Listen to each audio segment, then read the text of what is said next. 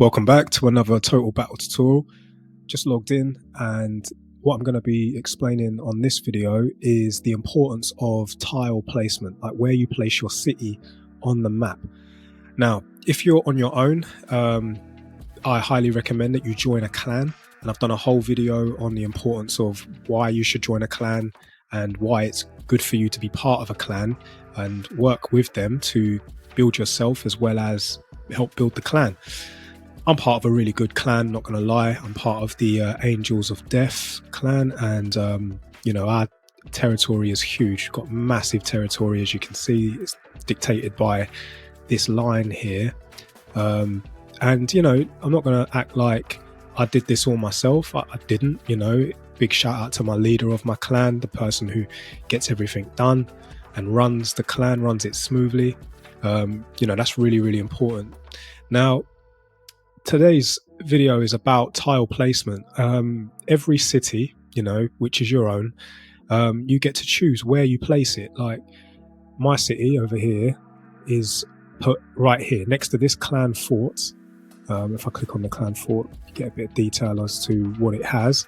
It protects the clan capital against attacks. Basically means that the more forts a clan has, if another clan decides to try and demolish us, they have to kill every single fort within the clan territory before they can even attack the clan capital. And this is our clan capital over here. It looks a bit stylish, you know, that we obviously earned that clan capital from doing clan missions and clan tasks and getting clan rewards.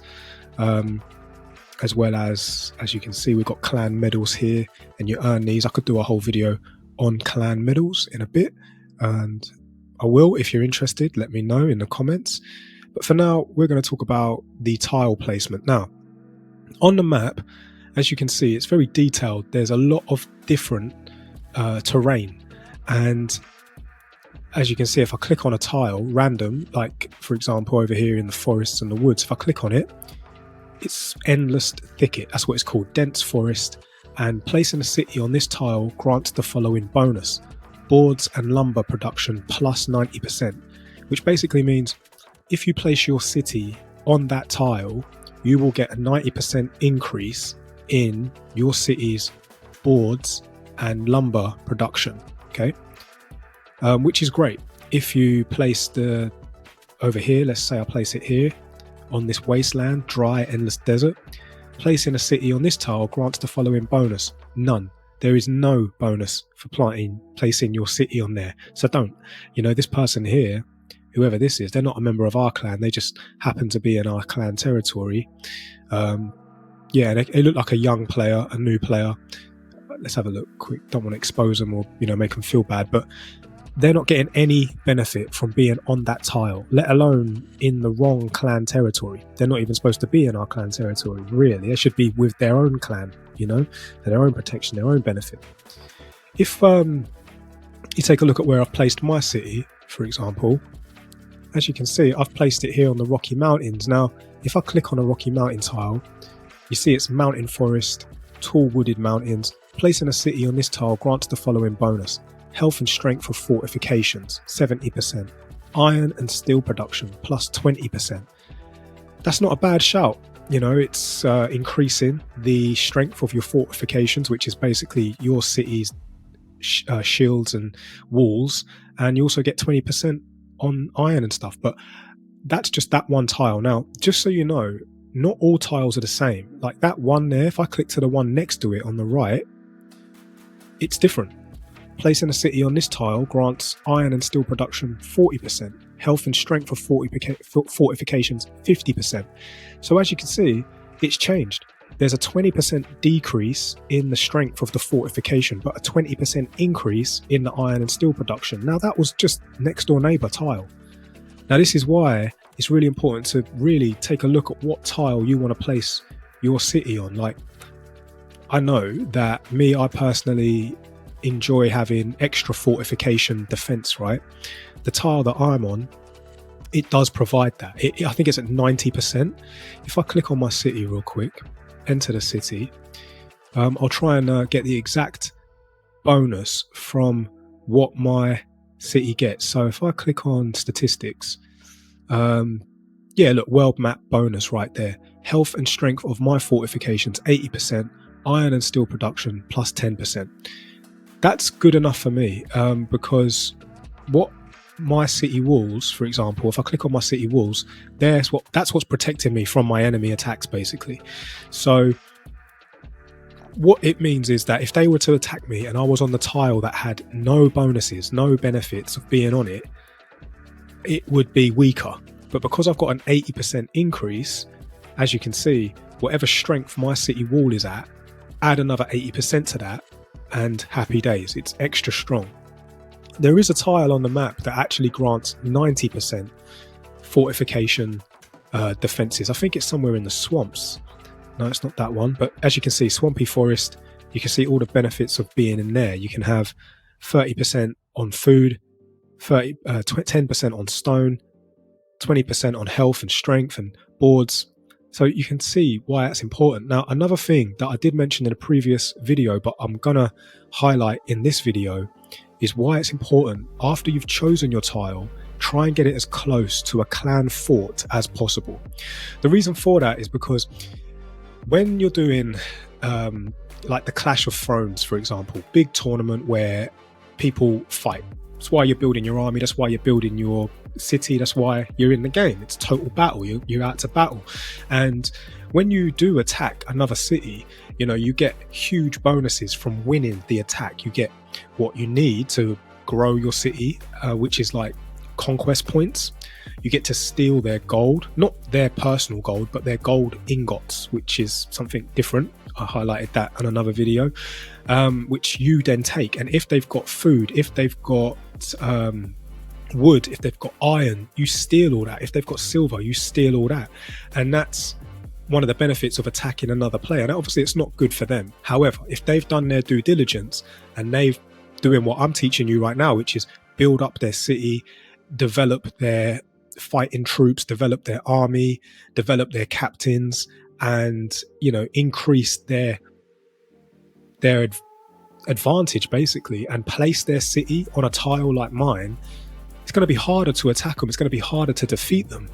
And that's one of the benefits of doing that. Now, during that Clash of Thrones tournament, sometimes I don't want to keep my army in my city, because if a player attacks me, they're going to attack my army and they get more points if they defeat my army. So what I do is I send my army to the clan fort.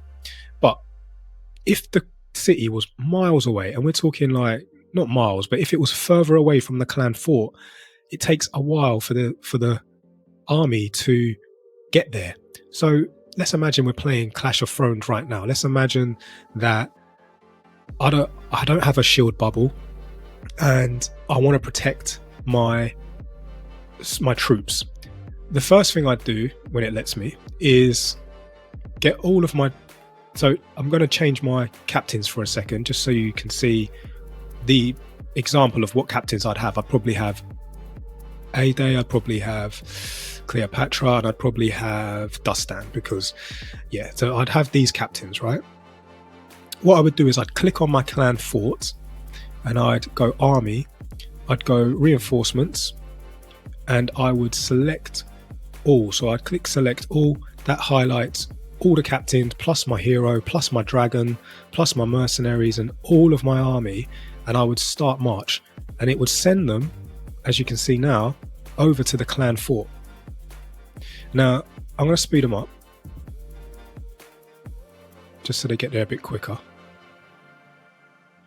Now what that means is that I have no army in my city now, no captains, no hero. So if I was to be attacked, all they would do is attack the city walls. That's it. And they wouldn't benefit from the fight because there was no fight. Do you get what I'm saying? So that's a nice trick or tip, if you will, to have when placing your city on the map. Put it near a clan fort so that if you feel that you're not strong enough to defend, you can always place your army and the heroes and the captain in the clan fort. Because if they decide to attack the clan fort, which is going to be a lot stronger than your city, by the way, they have to defeat the fort first, plus you're protected by the fort, and then you can also fight back from the fort, so you increase your strength. Another tip to use when doing this tactic is always keep your resources to a minimum. Okay, you want to keep them under the threshold of what your opponents can steal. So as you can see, I just entered my city, and look, there's no army there because they're all in the fort. Now, if you click on your clan capital and then go to statistics, you can actually see what resources, when you click on resources, and how much is protected from enemies. So my wood, which is lumber resource, the total protection from enemy is just under 2.5 million, 2,270,000. Same with the iron, and just a little bit lower for the stone, which basically means I can have 2 million worth of stone, iron and wood sitting readily available, and if I was to be attacked, the enemy won't get it. They won't be able to steal it from me. However, if it's over that mark, they definitely can. So what I do is I always keep them low, and the way I do that is I'll show you. Like, for example, silver. At the minute I've got 3.5 million silver sitting there. That's vulnerable because I'm only protected by just over 2.5 million, which means if I was to be attacked, the enemy will steal 1 million silver from me. So what I do is either spend the silver by purchasing troops, you know, building my army, or another good thing you can do, which I highly recommend, by the way, especially if you're part of a clan, is send your silver to the clan building that needs silver. So over here, you'll see that this is a clan university. Okay, I'm going to zoom in so you can see that again. Okay, most clans have these buildings. Clan university, we've got 3, you don't need 3, but the clan university is where you would send silver, and it helps bonuses for the clan, and I'll do a whole nother video on that when I have more time. So what I'll quickly do is just show you an example of how to do that real quick. Now, obviously, I've got no troops in my city. I've got no captains, no heroes. So what I need to do is click on the clan fort where they all are, go to reinforcements, and I need to recall my army. I need to bring them back. So I'm going to bring them back, and they all come back. And then what I'll be able to do is use a captain to send some silver to the clan fort. So I know that 2.5 million silver is protected in case I get attacked.